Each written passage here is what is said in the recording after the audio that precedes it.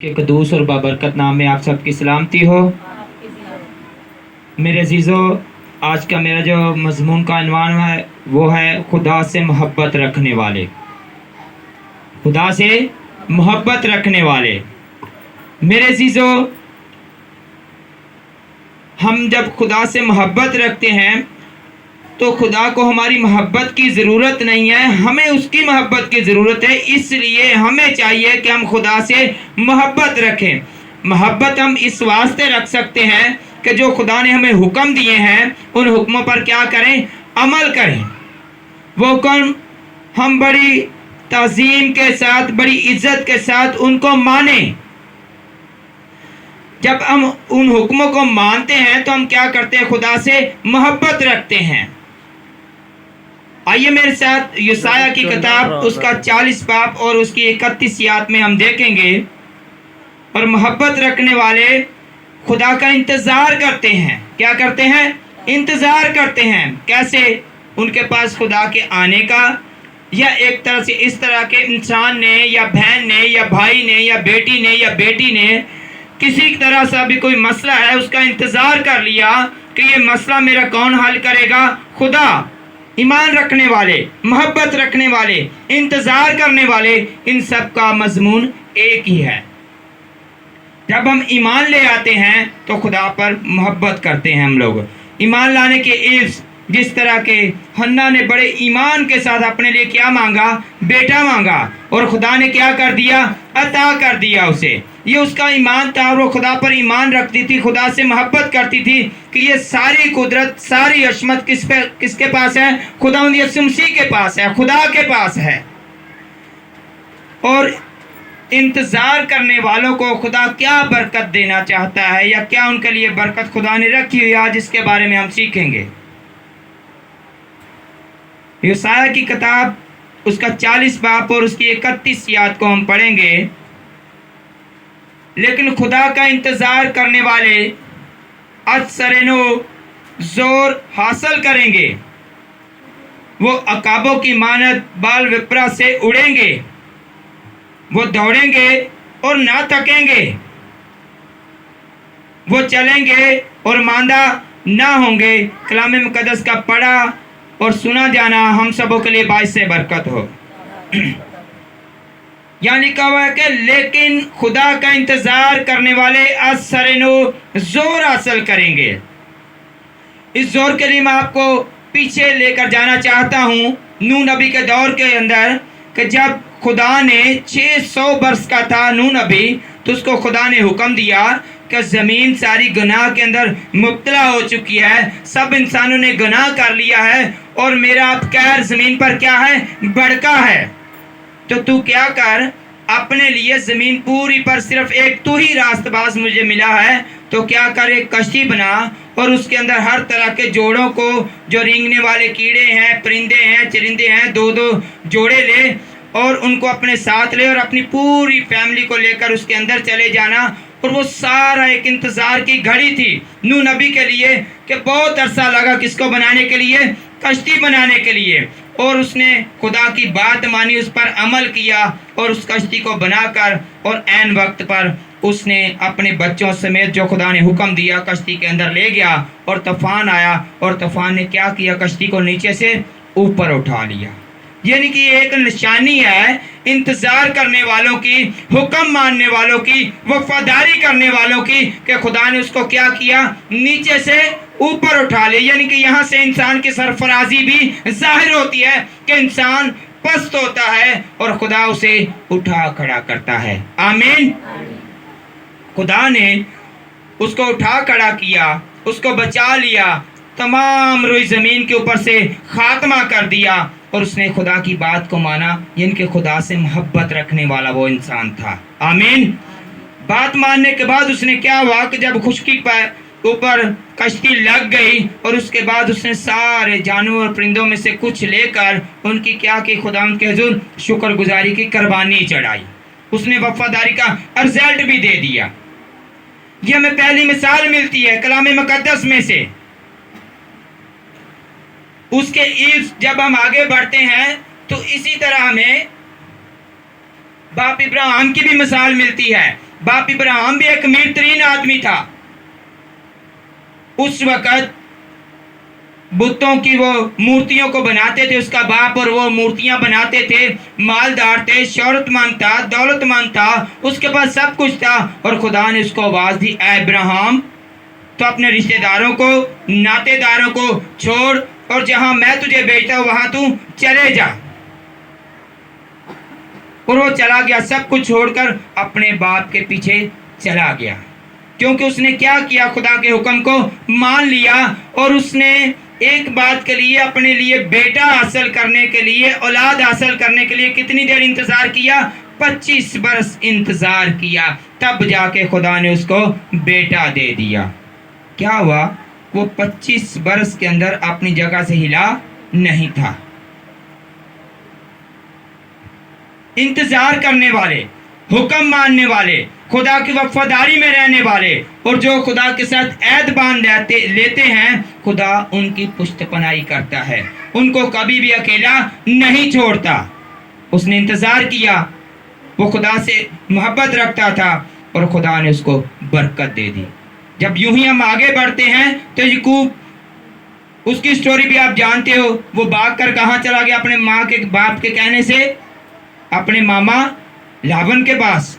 जब वहाँ जाता है तो उसके साथ खुदा की ज़ात थी, और जाते हुए उसने खुदा के साथ एक अहद बांधा, जिस पत्थर पर उसने सर रखा था कि खुदावन अगर तू मुझे बरकत दे, खुदावन अगर तू मेरे साथ रहे, खुदावन अगर तू मुझे इसी तरह सरफराजी के साथ वापस लेकर आए, तो जिस पत्थर पर मैंने हाथ रखा है या सर रखा है, उसी पत्थर पर मैं क्या बनाऊंगा?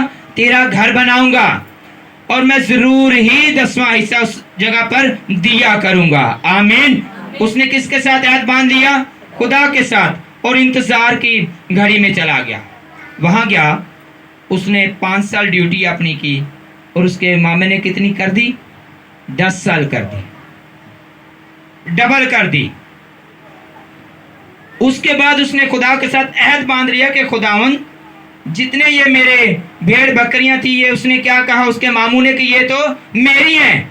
मेरी होने के बाद उसने खुदा पर ईमान लाते हुए, भरोसा करते हुए, तवक्कल रखते हुए क्या बोला कि छड़ियां ली, उनको छील दिया, ऊपर से छिलका उतार दिया, और उसको जो सारे तो समझ लो खाड़ा जिसमें से पानी गुजरता है और ज़मीनों के अंदर जाता है, वहाँ उसके नीचे रख दी जहाँ से पानी गुजरता था, ऊपर मिट्टी डाल दी और उसके ऊपर पानी गुजरता जाता था। और खुदा से उसने ऐद बांधा कि खुदावन, और अपने मामू के साथ भी कर लिया कि जो वाइट बकरे होंगे, जिनके वाइट और ब्लैक दोनों होंगे, वो मेरे होंगे, जो खाली ब्लैक होंगे या वाइट होंगे वो तेरे होंगे।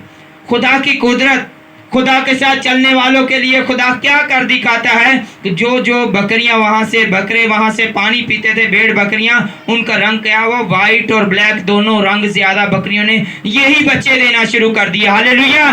क्योंकि वो वफादार था अपने खुदा का भी, और अपने मामू का भी वफादार था। वो इंतजार में था वहां से उस बात के लिए जो उसने अपने खुदा के साथ ऐद बांध लिया गया था कि खुदावन तू मुझे बरकत देगा तो मैं इसी जगह पर तेरा घर बनाऊंगा, और 10वां हिस्सा जरूर ही इधर दिया करूंगा। आज एक और बात भी आपको मैं सिखाना चाहता हूं इसके अंदर। खुदा के खादम बहुत दफा इसी बात का जिक्र करते हैं कि 10वां हिस्सा दिया करो, देना चाहिए, बुरी बात नहीं है। लेकिन यहां लिखा हुआ कि अगर तू मुझे बरकत दे तो, जब खुदावंद आपको बरकत देता है तो उसके इव्स आपको 10वां हिस्सा भी उस जगह पर लौटाना चाहिए जहां से आपको बरकत मिली है। आमीन। पहले नहीं। अक्सर मैंने भी सुना है कि 10वां हिस्सा तो सिलाओ, तो 10वां हिस्सा उस वक्त बनता है जब खुदा आपको बरकत दे। पहले बरकत लो, ईमान रखो, ईमान लाओ, भरोसा रखो खुदा पर, और खुदा आपको जरूर ही बरकत देगा। इंतजार करना सीखो, तब आप नजर आओ कि आप क्या करते हो, खुदा से मोहब्बत रखते हो। जब हम मोहब्बत रखते हैं तो इसी तरह यूहन्ना बपतिस्मा देने वाले ने भी मोहब्बत रखी। क्या किया? खुदा का इंतजार किया, उसकी राह को तैयार किया, खुदा के लिए रस्तों को सीधा किया। और जब खुदावंद यीशु मसीह उसके पास आया तो उसको कहने लगा मैं तो खुद तेरे जूते का तस्मा खोलने के लायक नहीं हूं। तो खुदावंद ने क्या फरमाया? अब इस रास्तबाजी को इसी तरह पूरा होने दे। اس نے کمپلیٹ خدا کا انتظار کیا اور خدا نے جو اس سے کام لینا تھا وہ پورا لیا۔ آج ہماری زندگیوں کے اندر یہ بڑا مسئلہ ہے کہ ہم خدا پر ایمان لاتے ہیں کہنے سے، رکھتے نہیں ہیں۔ ہم خدا پر توکل رکھتے ہیں دکھانے سے، رکھتے نہیں ہیں۔ اپنی زندگیوں کے اندر ایک مقصد رکھو۔ بچیوں کے ساتھ میں یہ کلام کر رہا ہوں، بچوں کے ساتھ کر رہا ہوں، بڑوں کے ساتھ، بزرگوں کے ساتھ، کہ ایمان رکھو، انتظار کرو پھر اس بات کے لیے۔ تمہارا زندہ خداوند اس وقت تمہیں جواب دیتا ہے جب تم لائق طریقے سے اس کے لائق بن جاتے ہو۔ یہ انتظار ہے۔ ایسا انتظار نہیں رکھنا کہ آج ہم نے یہ بات کر دی، کل کسی اور پادری کے پاس جا کے دعا کروانا۔ بیماری کی بات کر رہا ہوں، مشکلات کی بات کر رہا ہوں، پرسوں کسی اور پادری کے ساتھ۔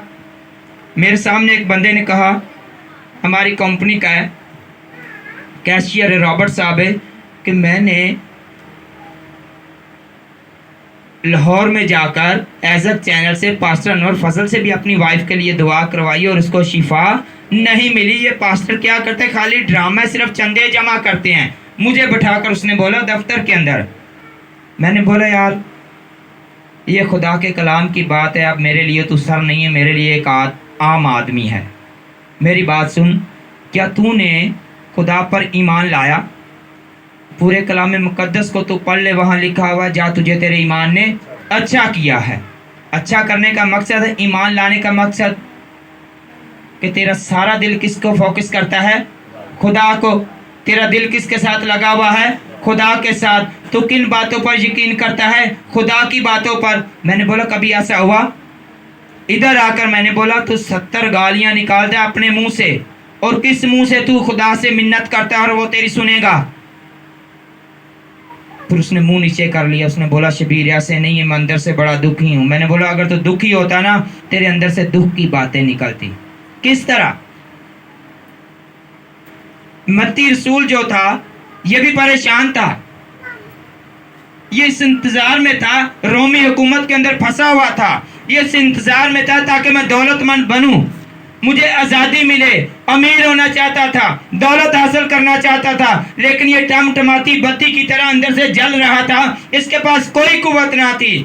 یہ ہر وقت اس انتظار میں تھا کہ مجھے کوئی گورنمنٹ جاب ملے، مجھے اچھی نوکری ملے، میرا مستقبل بنے، میں اچھا گھر بناؤں۔ وہ بہت بڑھنا چاہتا تھا آگے، لیکن اندر سے ٹوٹا ہوا تھا، لیکن اس کے دل کے اندر کیا تھا؟ انتظار تھا، امید تھی، محبت تھی کہ میں کچھ کر دکھاؤں گا۔ اس کے کیا ہوا؟ وہ مصول لینے والا بن گیا، چنگی پر بیٹھتا تھا، اس نے دولت حاصل کر لی، ہمت نہ ہاری۔ لیکن ایک دن خداوند یسوع مسیح اس کے آفس کے پاس سے گزرا، اس نے کہا متی آجا میرے پیچھے ہو لے، اور متی نے کیا کیا؟ خداوند یسوع مسیح کا راستہ لے لیا۔ جب اس نے خداوند یسوع مسیح کا راستہ لے لیا، ساری لعنت سے، ساری برائیوں سے بچ کر آج اس کا کلام مقدس کے اندر کیا نام پکارا جاتا ہے؟ متی رسول۔ ہاللیلویہ۔ یہ انتظار کرنے والوں کے لیے خدا خود کام کرتا ہے، خدا نیچے اتر آتا ہے، ان کو جواب دیتا ہے، ان کے ساتھ رہتا ہے، ان کی آواز کو سنتا ہے۔ اور کلام خدا میں لکھا ہوا ہے کہ میری بھیڑیں میری آواز کیا کرتی ہیں؟ سنتی ہیں، پہچانتی ہیں، سمجھتی ہیں۔ پتہ ہے ابلیس کسی کو ملتا تو وہ بڑا خوفناک ہو کر ملتا ہے، اور خدا جب کسی سے بات کرتا ہے تو کلام خدا میں لکھا ہوا ہے دھیمی آواز میں، یعنی کہ محبت سے، پیار سے، انتظار کرنے والوں کے لیے کیا کرتا ہے؟ دھیمی آواز میں بات کرتا ہے۔ پرویز آجا میرے پاس، ساگر آجا میرے پاس۔ یہ خدا کا ایک طریقہ ہے صرف ان کے لیے جو خدا کے لیے اپنے آپ کو انتظار میں رکھ دیتے ہیں کہ خداوند یہ مسئلہ میرا تو نے حل کرنا ہے۔ کرنیلیس یہ بھی غیر قوم کا تھا، فوج کا صوبے دار تھا، یہودیوں کے اندر کیا کرتا تھا؟ خریت، ان کی خدمت کرتا تھا، اس کا دل خداوند کے ساتھ لگا ہوا تھا، وہ جانتا تھا کہ میرا خداوند مجھے جواب دے گا، اور اس خدا کے ساتھ وفاداری سے چلتا تھا، خدا کے ساتھ محبت رکھنے والا تھا۔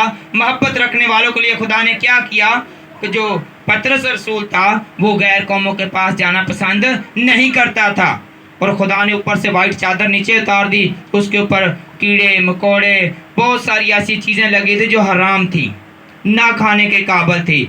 उस चादर का मतलब ये था कि जिसको मैं पसंद करता हूँ या जिसके पास मैं तुझे भेजता हूँ और या जिसको मैं चाहता हूँ, तुम लोग कौन हो उसको ना चाहो।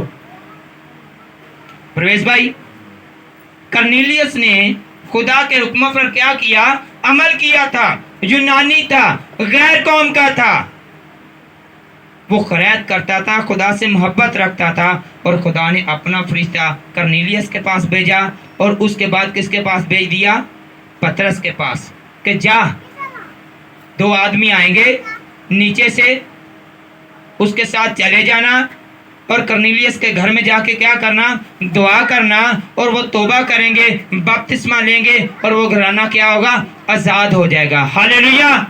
वो गैर कौम का होकर इतनी बरकत हासिल कर सकता है क्योंकि उसके दिल के अंदर खुदा के हुक्मों की तकमील थी।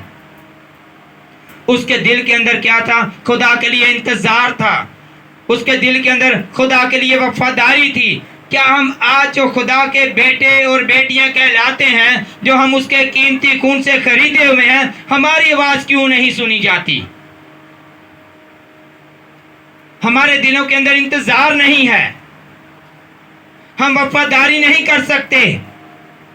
क्यों? कि हमारे दिल खुदा के साथ नहीं हैं। हम खुदा को नहीं जानते, हम सिर्फ कहते हैं कि ये खुदावंद है। आइए मेरे साथ यूहन्ना की इंजील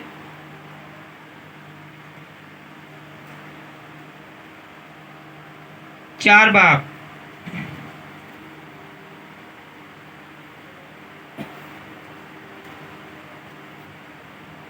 उसकी 7 याद से हम पढ़ेंगे। पहला यूहन्ना मुकाशफा के साथ है।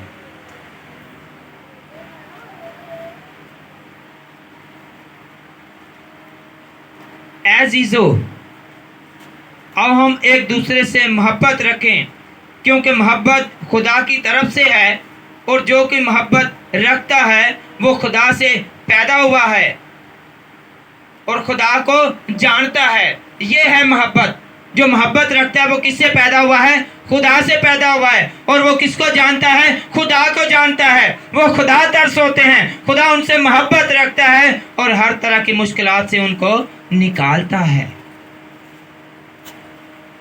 क्या खुदा ने गुनाह किया था जब वो जमीन पर आ गया? खुदा सलीब पर किसके लिए चढ़ गया?